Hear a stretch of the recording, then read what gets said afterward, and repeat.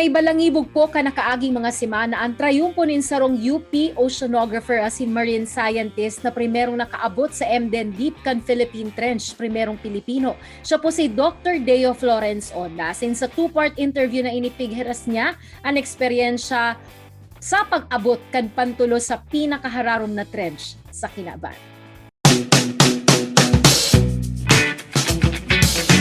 Mga tuga, mga ka-co-op, mga kaibanan, tapo ngayon na pagkahapon, ang pinakaenot na Filipino scientist na nakaabot po sa Endem Deep.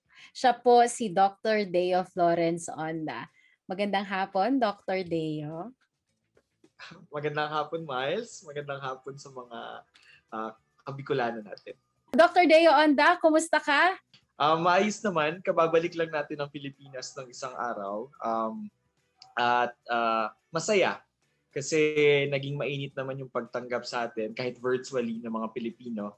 Masaya ako na natuwa sila dun sa narating natin. At masaya din tayo na naiwagayway natin yung bandila ng Pilipinas sa unang-unang pagkakataon sa pinakamalalim na parte ng Philippine Trench. At yun nga ang Endem Deep. So masaya naman at nakabalik na tayo ng bansa.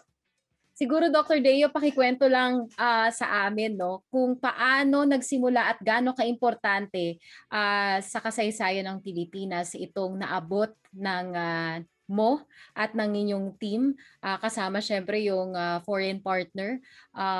Pakikwento lang sa amin. Oo, kasi kung minsan pinag-uusapan natin ng exploration, madalas na pumapasok sa isipan natin yung outer space. No? Tumitingala tayo, nag-aabang tayo ng rocket na papalipad ng outer space. Pero may isang mundo sa ilalim na nasa mismong Earth ang hindi pa natin masyadong nakikita, hindi pa natin masyadong na-explore, at hindi pa natin masyadong naiintindihan. At yun nga yung mga malalalim na parte, tulad ng mga trenches. At isa sa mga trench na pinakamalalim sa mundo ay ang Philippine Trench, na hindi pa napupuntahan ng kahit na sino. Ang first ang pinakamalalim talaga ay nasa Marianas, pangalawa ang Tonga Trench, pangatlo ang Philippine Trench. Napuntahan na ng maraming beses yung una at saka pangalawa, pero wala pa nakakarating sa Philippine Trench at hindi pa natin alam kung anong meron doon. Marami din sa mga record holders ng mga pinakamalalim, mga deep dives na nagawa na, ay mga foreign scientists and foreign explorers. At naniniwala ako na ang Philippine Trench bilang nasa loob siya ng exclusive economic zone ng Pilipinas, dapat isang Pilipino. Hindi man ako, pero dapat may isang Pilipino na makakuha ng record na yon bilang isa sa mga taong pwedeng pumunta o nakapunta doon sa Philippine Trench. Kaya tayo masaya. Pangalawa, gusto ko din kasing ibahagi na ang Philippine Trench, parang sa atin mga Pilipino, hindi natin siya masyadong napag-uusapan dahil nga hindi pa natin siya nakikita.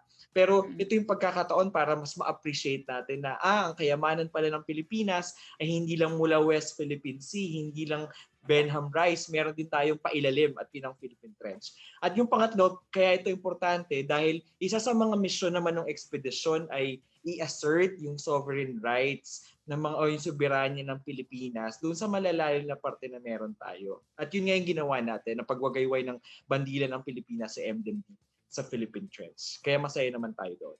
Dr. Deo, how was the experience? It was surreal. I was telling everyone nga, my friends, that it was like a fairy tale book coming into reality as a scientist for me, you know. Dahil bilang isang guro, bilang isang profesor, karamihan ng mga naituturo ko tungkol sa oceanography, ako bilang isang oceanographer, ay mga kaalaman na base sa Atlantic, sa Arctic, sa Northern Pacific, you know. At mga teorya lang siya para sa akin. Pero habang bumababa na yung submersible, yung submarine, habang bumababa na siya, yung mga teoryang nababasa ko lang dati, nakikita ko na experience ko na. So para akong isang batang masaya na yung fantasy lang sa akin dati ay isa ng realidad. It was also surreal because as we went down, it was another world. It was like being in Mars, you know, if you've seen movies, for example, of Land Rovers landing on Mars. Ganun yung feeling when I actually first saw the bottom of the trench, when I first saw the Endem Deep. That's right. Now, Doc Deo, also in one of your interviews, you've mentioned how dirty or full of waste that area was. Can you tell us about that? Yeah. Yeah, you know, I'm a scientist. I've been doing research about plastics for the past years na din. And I've seen some of the dirty biggest seafloors. Pero I was not expecting that at 10,000 meters or 10 kilometers below, we will still be able to see human imprints or human contamination. I think during the first hour, alam mo yung feeling na surreal kasi I thought I was in Mars. And Oo. then, nakakatawa kasi at some point, sabi ko kay Victor Viscovo, who was actually also the pilot, sabi ko, Victor, parang jellyfish kasi there was a white material floating around. Float siya, gumagalaw siya. Sabi ko, jellyfish, jellyfish. Kaya dinilapitan namin ganyan. Paglapit namin ay plastic palang kulay puti. And it pulled me back into reality. Sabi ko, I thought I was out of this world, but apparently I was still on Earth. And it was a punch in the gut kasi it was very sad to see when we saw that first plastic floating around. After a few minutes, we saw patches and patches or pockets of marine debris. And for an environment that has not been, the Philippine Trench is one of the oldest seafloors in the world. And I think for millions of years, no human eyes was able to, go there and check it. And this was the first time that we saw it. And the first thing that we see are actually imprints of human contamination. So ang joke ko nga doon, hindi pala tayo yung unang nakarating sa Philippine Trench. Hindi. Yung Basura ng mga natin. tao na nakapunta sa Philippine Trench, diba? And the thing is that kami, nakapunta doon, pwede kaming bumalik. Pero yung imprints natin, yung basura natin, they're gonna be staying there for the longest time. And that's actually very sad. We're already damaging the ecosystem and the environment which we have just started exploring. And that is actually very sad. Several weeks after ng tagumpay sa Endem Deep, ito namang issue sa West Philippine Sea.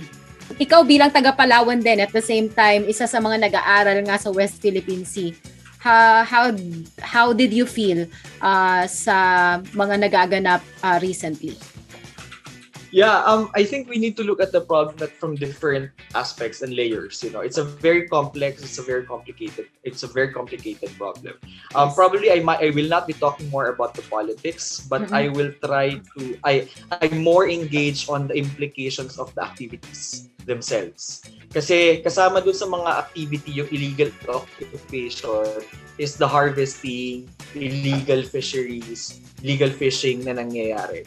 And that would involve the degradation of the environment. And that's what our scientists, are actually more concerned about. Sinasabi nga namin na nag-aaway-away tayo ngayon sa teritoryo, pero nasisira na din yung pinag-aawayan nating resources. Baka naman, pag nagkasundo na tayo tungkol sa teritoryo, wala na rin naman tayo poprotektahan. Kasi wala na rin namang meron. Wala nang likas yaman na meron doon. So that's what we are trying to push for right now. The protection of the environment and also of the natural resources. So yun yung mas nag-concern ko. Kasi wag nating tingnan ang West Philippine Sea bilang or ang South China Sea bilang compartmentalized na ecosystem.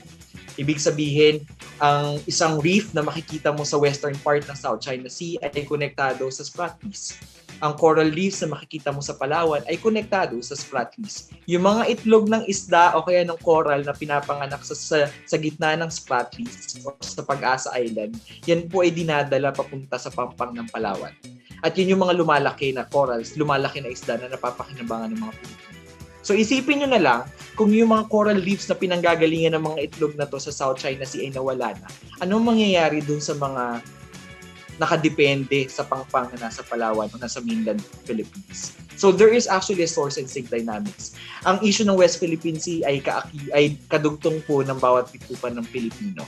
Marami sa populasyon ng Pilipinas ay nakadepende sa yaman ng karagatan at yaman ng West Philippine Sea. At ako bilang isang Palawenyo, mas malapit talaga yung kwento sa akin. Kasi nasa likod lang, nasa bakuran lang namin yan. At naiintindihan ko. Kasi nakausap ko ang mga mangingisda kung paano sila naapektuhan taon-taon sa pagbabago ng karagatan o ng kayamanan ng West Philippine Sea. Siyempre kasama na dyan yung usaping politikal. Pero dapat natin tingnan talaga anong mangyayari ngayon sa pagkain ng mga Pilipino. Anong mangyayari ngayon sa likas na yaman na kinukuha natin sa West Philippines? Anong mangyayari dun sa henerasyon ng mga Pilipino na didepende pa sa West Philippines? So, mas malaki kaysa sa political ay yung usaping environmental, ekolohiya. At yun yung pinupush natin. And that's also the reason why we're doing a lot of research in the West Philippine Sea. Because the first the key step in order to protect it is to understand it. And without understanding it, we'll not be able to come up with policies. We will not be able to appreciate how valuable the resources we have in the Philippines are. And we will not be able to come up with sound management approaches that can protect and preserve the resources that we have in the West Philippines. So doon tayo papunta ngayon. And that's also the reason why in the next few weeks, the Marine Science Institute, actually working with the other national government agencies, will conduct more expeditions into the West Philippine Sea, looking at the effects of the damages and also ano pa yung mga resources na natitira doon and how we can actually protect them in the future. Your success, recent success, and future successes will actually encourage more Filipinos to love science. So this platform, I'm giving it to you to encourage the Bicolano scientists or aspiring scientists. Why does the Philippines need you? Nagsimula naman yung pagmamahal natin sa siyensya, hindi dahil sa siyensya. Nagsimula yung pagmamahal natin sa siyensya dahil sa kalikasan mismo. Sa Palawenyo, I actually grew up on the shores of Palawan. And from the early age, I've already appreciated the environment and the marine environment in particular. Siguro sa mga kababayan nating Bicolano, tingnan natin yung kapaligiran natin. Ano ba yung nakukuha natin doon?